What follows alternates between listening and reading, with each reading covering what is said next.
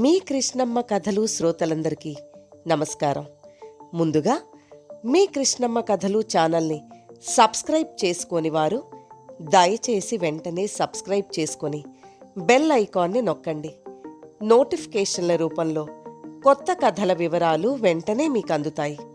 అలాగే కథ నచ్చితే లైక్ చేయండి. భావబంధురంగా సులభ శైలిలో ఈ మహాశివ పురాణాన్ని రచించిన వారు సుప్రసిద్ధ రచయిత శ్రీ గిరిజశ్రీ భగవాన్ గారు. ఓం నమః శివాయ. మహాశివ పురాణంలోని పంచమాధ్యాయం నుండి ఆఖరి భాగం ఈ వీడియోలో మీరు వినబోతున్నారు. 12 జ్యోతిర్లింగాలలో మిగిలిన జ్యోతిర్లింగాల గురించి ఈ వీడియోలో తెలుసుకుందాం. వైద్యనాథేశ్వరుడు. లంకాధిపతి అయిన రావణుడు మహాశివ భక్తుడు. అతడు కోరినప్పుడల్లా కైలాసమునకు వెళ్ళి శివదర్శన భాగ్యము పొందుతుండేవాడు. ఒకసారి రావణుడు కైలాసమునకు వెళ్ళగా కారణాంతరముల వల్ల శివదర్శనం లభించలేదు. అందులకు పరితపించిన రావణుడు అక్కడనే శివుని గూర్చి ఘోర తపస్సు చేశాడు. ఆ తపోశక్తికి లోకాలన్నీ తల్లడిల్లుతున్నా అతడికి మాత్రం శివుని అనుగ్రహం లభించలేదు. అప్పుడు శివుని అనుగ్రహము లేని తన జన్మము వృధాయని భావించిన రావణుడు ఓం నమః శివాయ,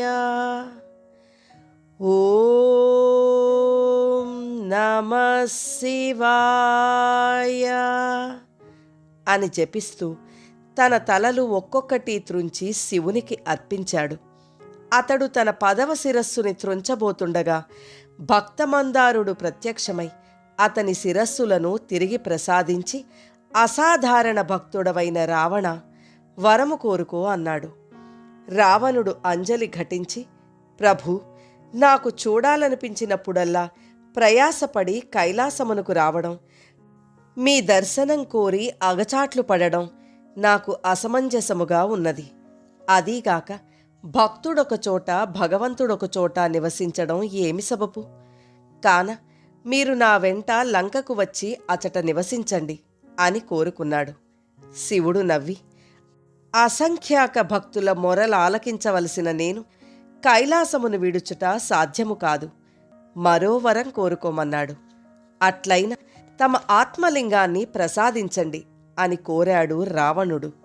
అతని అహంకారమునకు నవ్వుకున్న శివుడు అతని పొగర అణచవలనని సంకల్పించి తన ఆత్మలింగమును సృష్టించి అతనికి ప్రసాదించి, ఇదిగో నా ఆత్మలింగము, దీనిని నీ లంకారాజ్యమున ప్రతిష్ఠించు.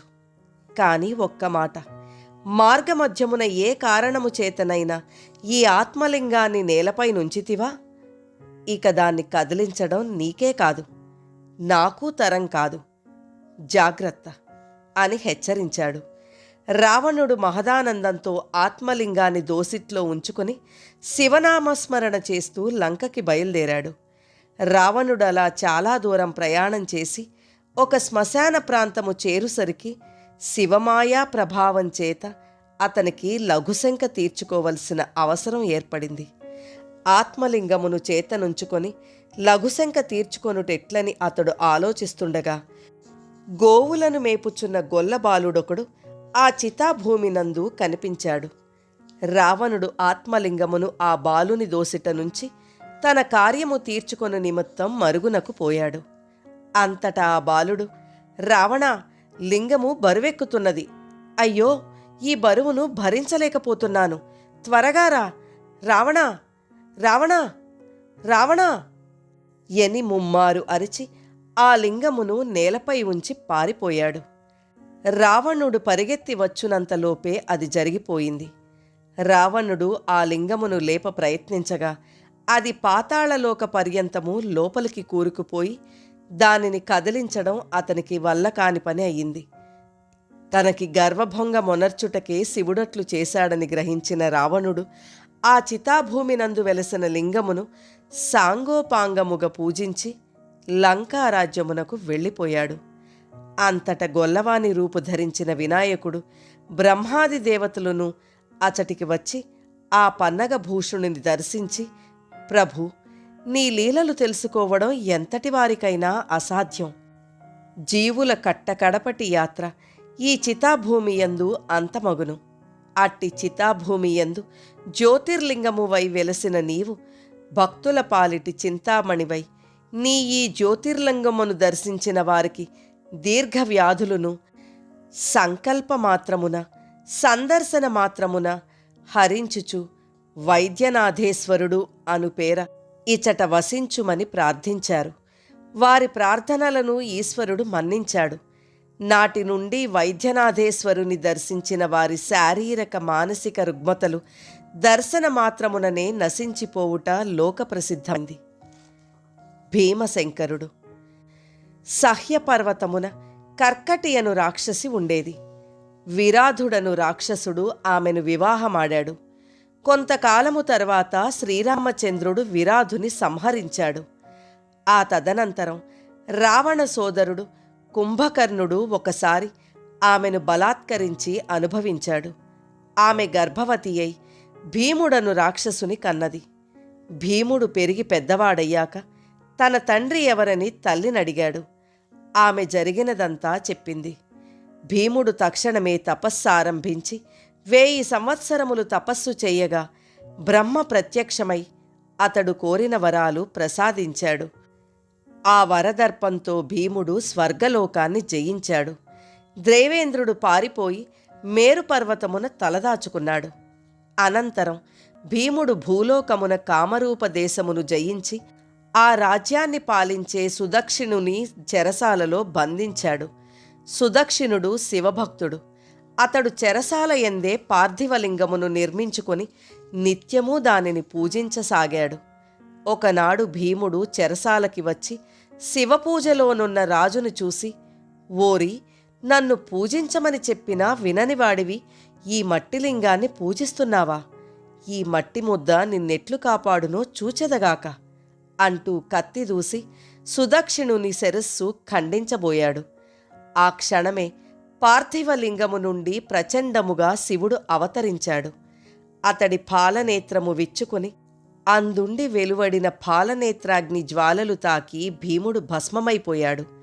సుదక్షిణుడు భక్తితో నమస్కరించి, భక్తదయాళ శంకర, లోకకంటకుడైన భీముని శిక్షించి లోకులనెల్లరును రక్షించితివిగాన మున్ముందు కూడా నీ భక్తులను కాపాడుటకు ఇచట నివసించు అని ప్రార్థించగా శివుడు జ్యోతిర్లింగ స్వరూపుడై అచట అవతరించాడు.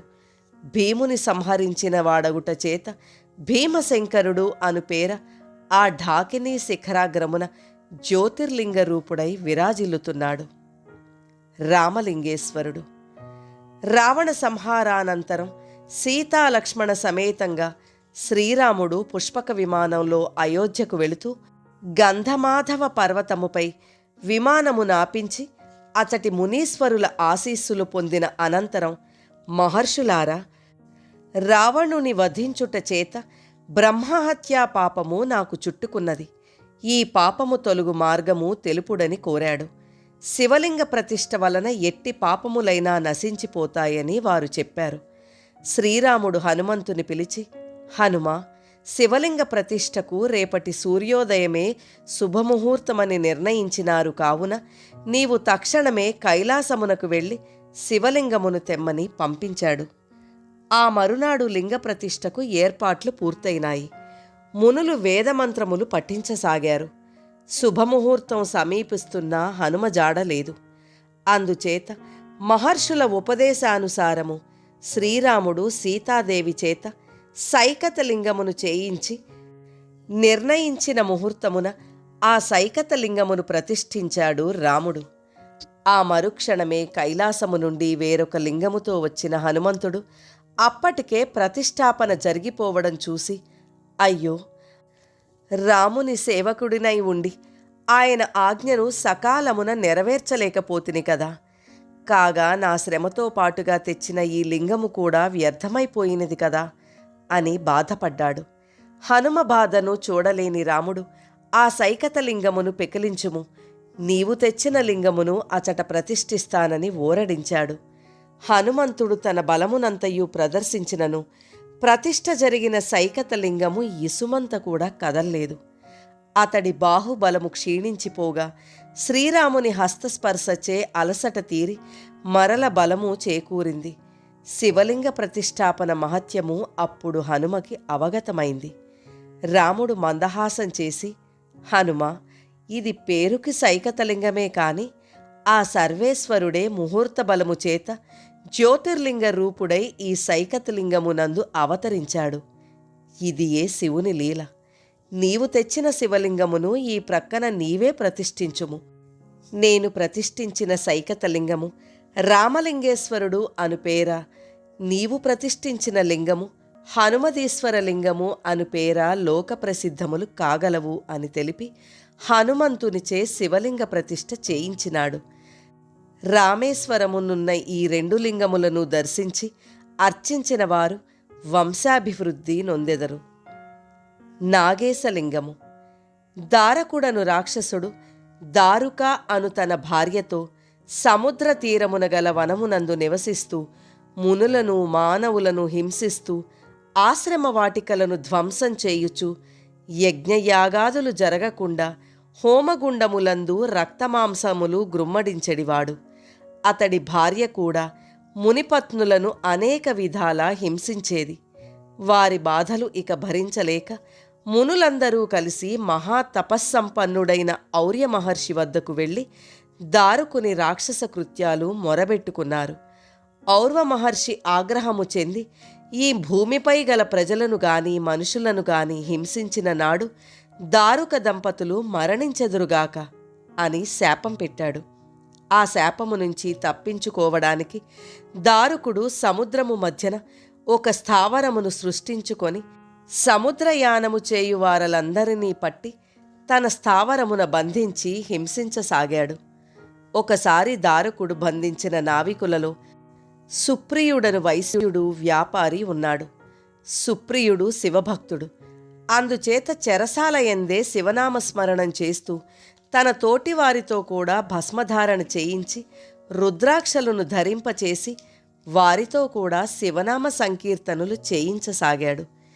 చెరసాల భటుల ద్వారా ఆ విషయం తెలుసుకున్న దారుకుడు చెరసాలకు వచ్చి, ఊరి తా చెడ్డకోతి వనమల్లా చెరిచిందన్నట్లు నీవు చెడినది కాక ఈ మూర్ఖుల చేత కూడా శివ సంకీర్తనలు పాడిస్తున్నావా అని గద్దించాడు. సుప్రియుడు నవ్వి, దారుక, జీవునకు ఈ దేహమే పెద్ద చెరసాల. ఎప్పుడు ఈ చెర నుండి బయటపడి ఆ శివదేవుని యందు ఐక్యమవుదామా అని జీవుడు అనుక్షణం తపిస్తుంటాడు. ఇట్టి చెరసాలలో పుట్టిన నాటి నుండి బంధింపబడిన నాకు నీ చెరసాల ఏపాటి? నన్ను బంధించినా రక్షించినా శిక్షించినా అది ఆ శివునికే చెల్లును అన్నాడు. దారకుడు మండిపడి, అలాగా, అట్లయిన నేను ఇప్పుడే ఇక్కడే తల నరికి సంహరిస్తాను. నా శిక్ష నుంచి ఆ శివుడు నిన్నెట్లు రక్షించగలడో అంటూ కరవాలము తీసి జళిపించాడు. సుప్రియుని తోటి భక్తులందరూ భయాందోళనలతో హరహరా శంకరా అంటూ ఎలుగెత్తి ఆర్తనాదాలు చేశారు. ఆ మరుక్షణమే ఆ చెరసాల యందు కనులు మిరుమిట్లు గొలుపు దివ్య తేజస్సుతో ప్రత్యక్షమైన నాగసర్పము బుస కొట్టింది. ఆ బుస నుండి పుట్టిన ఉచ్ఛ్వాస జ్వాలకు దారుకుడు భార్య సేవకులతో సహా బుగ్గి బూడిదైపోయాడు. అంతట ఆ సర్పము శరమున ఫణిగల జ్యోతిర్లింగమై వెలసింది. ఆ జ్యోతిర్లింగము నుండి, భక్త సుప్రియ, నీకేం కావాలి అని ప్రశ్నించాడు శివుడు. సుప్రియుడు చేతులు జోడించి, ప్రభూ, నీ దర్శన భాగ్యం చేత నా జన్మ తరించింది. నీవు కోరమంటివిగాన ముందు ముందు యుగముల వారి రక్షణార్థము నీవు దారుకా వనమున ఇదే రూపమున నాగలింగేశ్వరుడను పేర వెలసి భక్తులను దీనులను కాపాడుమని ప్రార్థించాడు. సుప్రియుని కోరికననుసరించి దారుకావనమున నాగలింగేశ్వరుడు అను పేర వెలిశాడు. విశ్వేశ్వర లింగము. సృష్టిని నిర్మింపదలచిన సనాతుడు పరబ్రహ్మము అయిన పరమేశ్వరుడు శివశక్తి స్వరూపమును దాల్చినాడు. ఆ అర్ధనారీశ్వర రూపము నుండి పురుషుడగు నారాయణుడు ప్రకృతి అవతరించారు. వారికి తామెవరమో ఎక్కడి నుంచి వచ్చారో తెలియలేదు.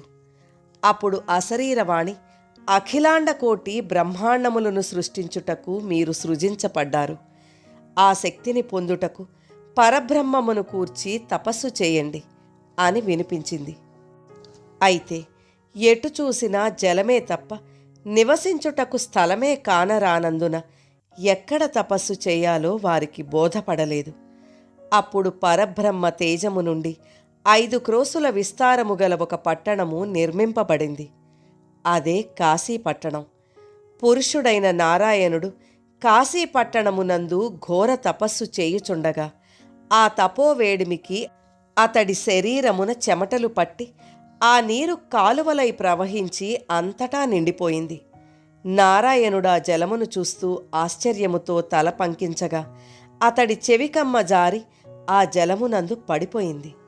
ఆ ప్రదేశమే మణికర్ణిక ఎను పేర పుణ్యతీర్థమై విరాజిల్లుతోంది. అంతట ఆ జలరాశి యందు మునిగిన కాశీపట్టణమును పరమేశ్వరుడు తన శూలాగ్రమునందు ధరించి రక్షించినాడు.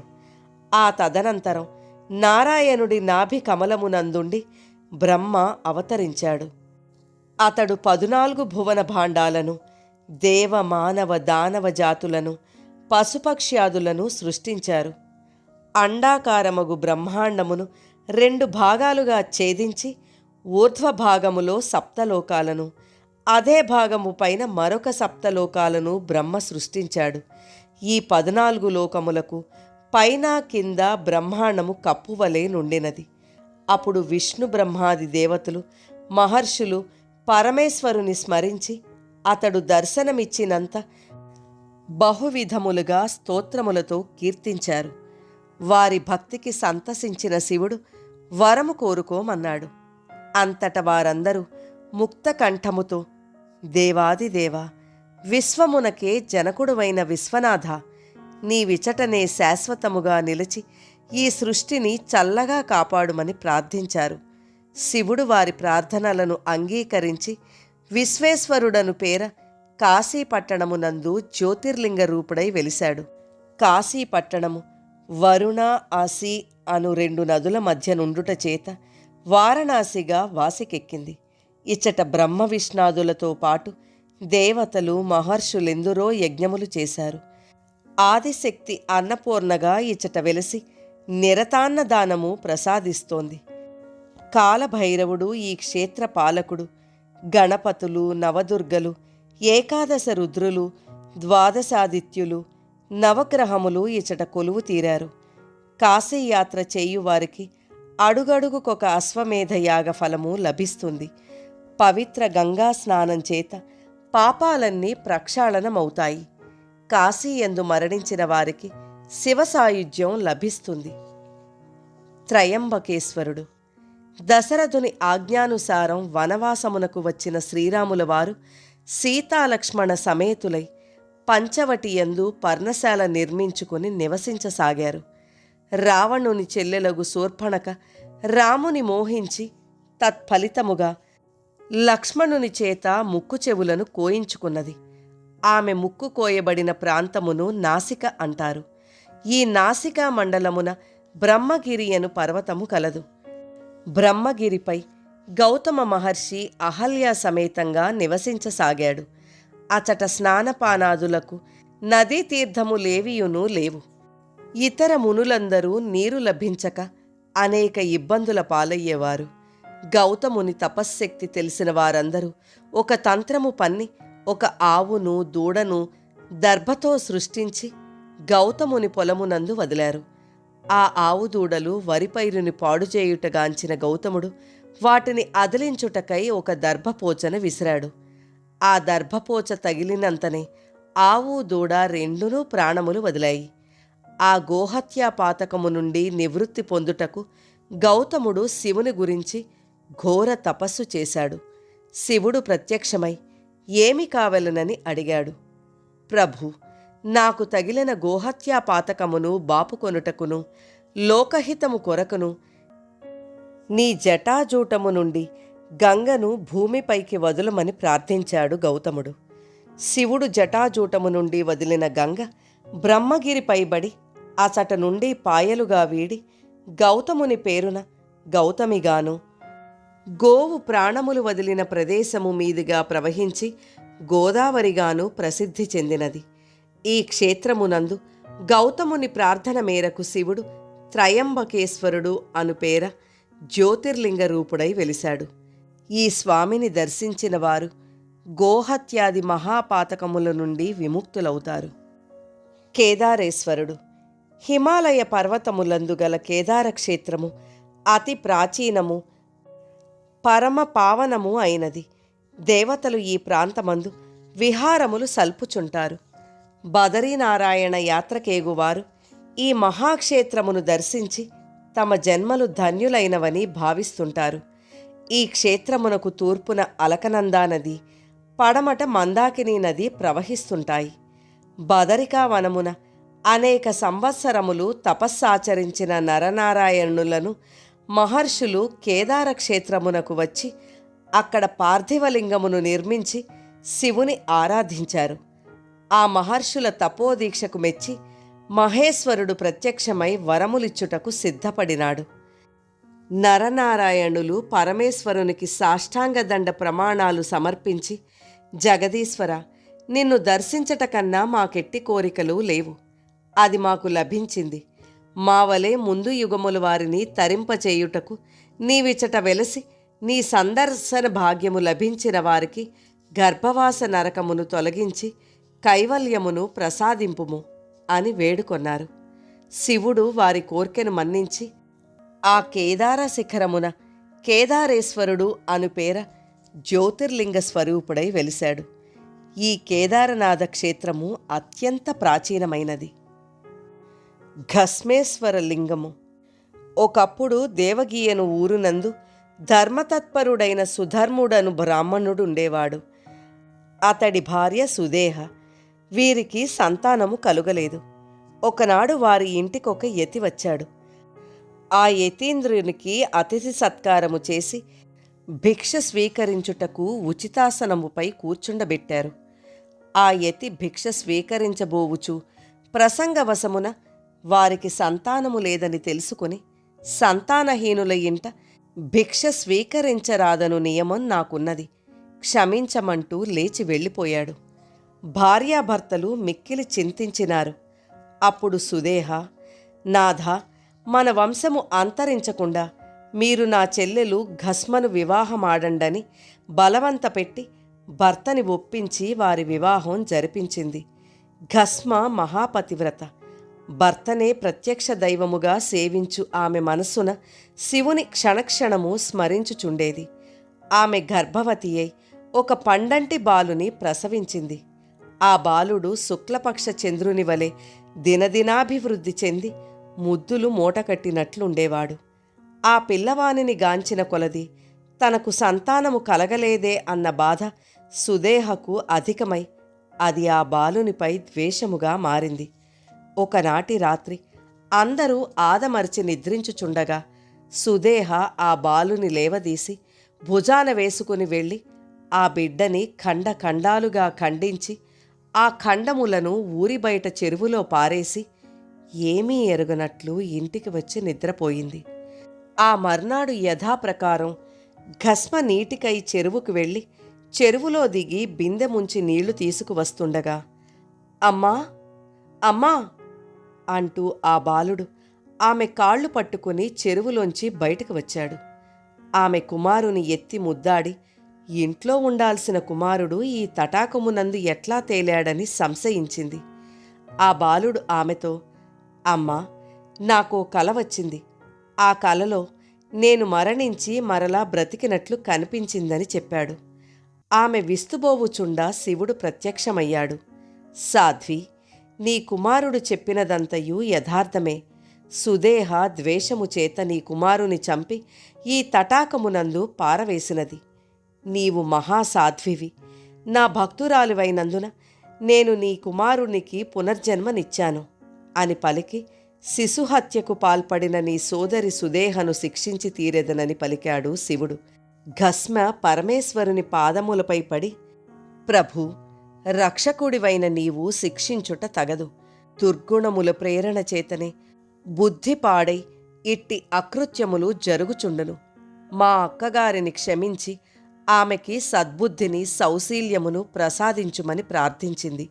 శివుడు ఆమె సద్బుద్ధికి సంతసించి, భస్మ, నీ సత్ప్రవర్తనకు సంతసించి నీకు వరమిస్తున్నాను. నేను ఇచ్చటికి జ్యోతిర్లింగ రూపుడినై అవతరించి నీ పేరున భస్మేశ్వరుడుగా వ్యవహరించదనని పలికి జ్యోతిర్లింగ స్వరూపమై వెలిశాడు. ఈ భస్మేశ్వర లింగమును ఆరాధించు వారికి పుత్రశోకము కలుగదు. ఉపసంహారము. లింగమునకు ఆద్యంతము తెలియనట్లే లింగేశ్వరుడైన ఆ సర్వేశ్వరుడు కూడా ఆద్యంతములెరుగని పరబ్రహ్మ స్వరూపుడు. అతడు నిరాకారుడు. సృష్టిజీవుల నిమిత్తం సాకారుడై లింగరూపుడై అవతరించాడు.